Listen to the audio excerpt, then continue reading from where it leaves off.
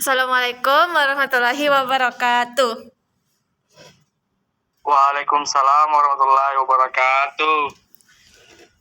Baiklah, materi pada hari ini mengenai psikologi budaya yang akan disampaikan oleh Saudara Ahmad Alfian Al-Hitri. Kepada Ahmad Alfian dipersilahkan. Baik, terima kasih moderator. Kali ini saya akan membawakan materi mengenai psikologi budaya. Nah, psikologi dan budaya. Karakteristik budaya berbeda akan membentuk karakteristik psikologis dan kepribadian yang juga berbeda. Menurut School and School 2005. Menurut Allow and Berry 2006, keyakinan bahwa perilaku manusia itu dibentuk oleh konteks budaya sudah merupakan sesuatu yang umum. Jadi dalam menjalankan perilaku dan proses mental manusia, psikologi harusnya juga memperhatikan peran budaya. Nah, dan pandangan tentang perlunya mempertimbangkan budaya dalam membangun psikologi memang terdapat perbedaan di kalangan pakar psikologi. Berry, Portinga, Segal, dan Dessen 2002 menyebutkan 3 pandangan yang satu sama lain memiliki perbedaan, yaitu yang pertama, ada pandangan absolutisme, menganggap bahwa fenomena psikologis secara kualitatif memiliki kesamaan di semua budaya. Dan budaya dianggapnya kurang memiliki peran yang penting dalam membentuk karakteristik psikologis manusia. Yang kedua, ada relativisme, memandang bahwa fenomena psikologi memang memiliki pola yang berbeda-beda dalam setiap konteks budaya. Generalisasi tanpa memperhatikan keragaman nilai dan makna untuk setiap konteks budaya akan menimbulkan masalah, baik secara konseptual maupun metodologis. Yang ketiga, ada universalisme, memiliki pandangan yang menjembatani kedua pandangan sebelumnya. Bagi universalisme, secara umum manusia memiliki fungsi psikologis dasar yang sama, namun konteks budaya kemudian memengaruhi dan mengembangkannya. Selanjutnya ada latar belakang munculnya psikologi.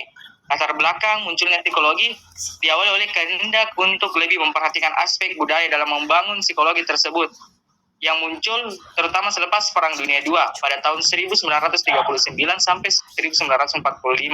Dan sebelum Perang Dunia pecah, pusat pengembangan psikologi ada di beberapa kota seperti Leipzig, Berlin, London, Paris, dan beberapa kota di Amerika Serikat. Namun, begitu terjadi Perang Dunia II, negara-negara Eropa mengalami krisis, sedangkan Amerika Serikat justru menjadi negara dengan superpower yang menjadi satu-satunya kiblat dan bahkan menjadi norma dalam mengembangkan ilmu pengetahuan termasuk dalam bidang psikologi. Menurut Berry 2003, sebagian pakar psikologi Amerika sudah melangkah jauh dari sekedar memperlakukan budaya sebagai label. Variabel budaya sudah mulai dijadikan sebagai variabel penelitian dengan menggunakan metode yang biasa dipakai. Mereka melakukan penelitian di berbagai belahan dunia dengan tujuan untuk memperkuat universalitas teori-teori yang ada. Pakar psikologi ini menyebut dirinya sebagai pakar psikologi lintas budaya, cross-cultural psychologist. Selanjutnya ada psikologis yang berorientasi budaya. Yang pertama ada psikologi lintas budaya, pengertian dan tujuan. Nah, psikologi lintas budaya merupakan bagian dari psikologi mainstream. Psikologi lintas budaya diartikan sebagai studi tentang persamaan dan perbedaan fungsi psikologis individu di berbagai kelompok budaya, etnobudaya, atau tentang hubungan antara variabel psikologis, sosial kultural, ekologi, dan variabel biologis, serta tentang perubahan pada variabel tersebut. Menurut Berry, Portinga, Segal, and Dessen 2002. Nah, menurut Berry, Portinga, Segal, dan Dessen 2002, tujuan utama dari psikologi lintas budaya adalah yang pertama itu menguji kemampuan generalisasi dari teori-teori psikologis yang sudah ada. Yang kedua, mengeksplorasi budaya-budaya lain agar dapat diketahui variasi psikologi dan budaya yang selama ini tidak diketahui. Yang ketiga, hasil penelitian lintas budaya dengan 2 tujuan di atas ke dalam psikologi yang sudah ada sehingga menghasilkan psikologi yang universal. Yang selanjutnya, masih di psikologi lintas budaya ada metode penelitian. Metode penelitian yang digunakan dalam psikologi lintas budaya bisa berupa metode penelitian kuantitatif ataupun kualitatif. Walaupun demikian, metode kuantitatif lebih banyak digunakan daripada metode kualitatif. Menurut Berry, Portinga, Bereu, Clems, Cassius, and Sam 2011. Nah, variabel budaya kadang dijadikan sebagai variabel independen dan kadang sebagai variabel dependen. Selanjutnya ada menurut Schroeder 1990, psikologi budaya merupakan ilmu yang mempelajari bagaimana menyatukan dan bagaimana menyatukan, saling mempengaruhi dan saling ketergantungan antara subjek dan objek, diri dan orang lain, aspek psikologi dan budaya, pribadi dan konteks budaya. Dan menurut Schroeder dan Sullivan 1993, terdapat beberapa konteks yang melatar belakangi munculnya psikologi budaya.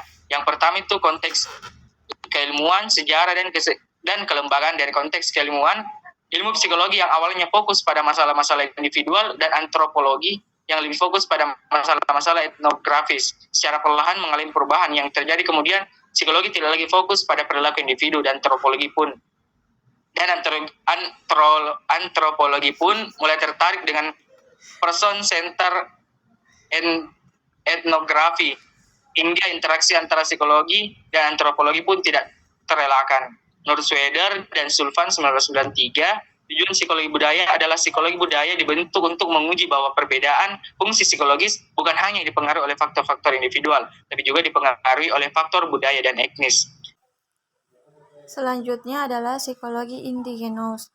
Psikologi ini merupakan ilmu yang sifatnya ilmiah, dibangun berdasarkan penelitian terhadap masyarakat setempat, dan diperuntukkan untuk menjelaskan perilaku masyarakat tersebut.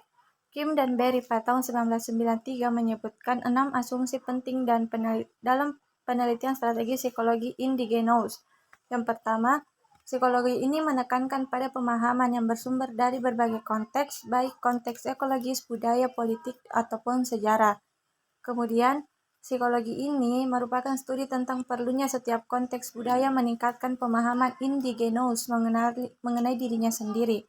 Yang ketiga, dalam suatu konter budaya tertentu boleh jadi terdapat berbagai perspektif yang diyakini hanya oleh sebagian kelompok saja. Psikologi indigenos menggunakan suatu metode dengan mempertimbangkan relevansinya. Tidak boleh mempunyai pandangan bahwa suatu perspektif lebih superior dibanding yang lainnya. Yang terakhir, salah satu tujuan dari psikologi indigenos adalah menemukan teori atau hukum yang bersifat universal. Kemudian ada perkembangan psikologi indigenos. Yang pertama, di Cina, psikologi ini berkembang pada tahun 1970-an dengan tokoh utamanya adalah Kou Suyang. Di New Zealand, wacana mengenai hubungan budaya dan kepribadian sudah muncul pada tahun 1970-an. Di India, psikologi indigenos sudah muncul pada tahun 1970-an dan menguat pada tahun 1980-an dengan tokoh utamanya adalah Jai B. P. Sinha. Di Kanada, psikologi indigenos muncul pada tahun 1970-an dengan tokoh utamanya adalah John Berry. Di Filipina, psikologi indigenos mulai berkembang pada tahun 1971 dengan tokoh utamanya Virgilio G. Enriquez. Adapun perbandingan psikologi lintas budaya, psikologi budaya, dan psikologi indigenos. Menurut tujuan, ruang lingkup, dan fokusnya, perbedaannya ketiganya yang pertama, psikologi lintas budaya membangun psikologi yang universal, sedangkan psikologi budaya membangun sistem pengetahuan yang culture bound, sedangkan psikologi indigenos membangun psikologi monokultural, cross-kultural, atau kalau mungkin universal. Selanjutnya, perbandingan psikologi lintas budaya, psikologi budaya, dan psikologi indigenos sesuai orientasi teoritisnya. Psikologi lintas budaya itu seperti ilmu alam, sedangkan psikologi budaya seperti ilmu budaya dan humaniora. Sedangkan psikologi indigenos yaitu bisa seperti keduanya. Perbedaan psikologi lintas budaya, psikologis budaya, dan psikologi indigenos dalam perspektif metodologisnya.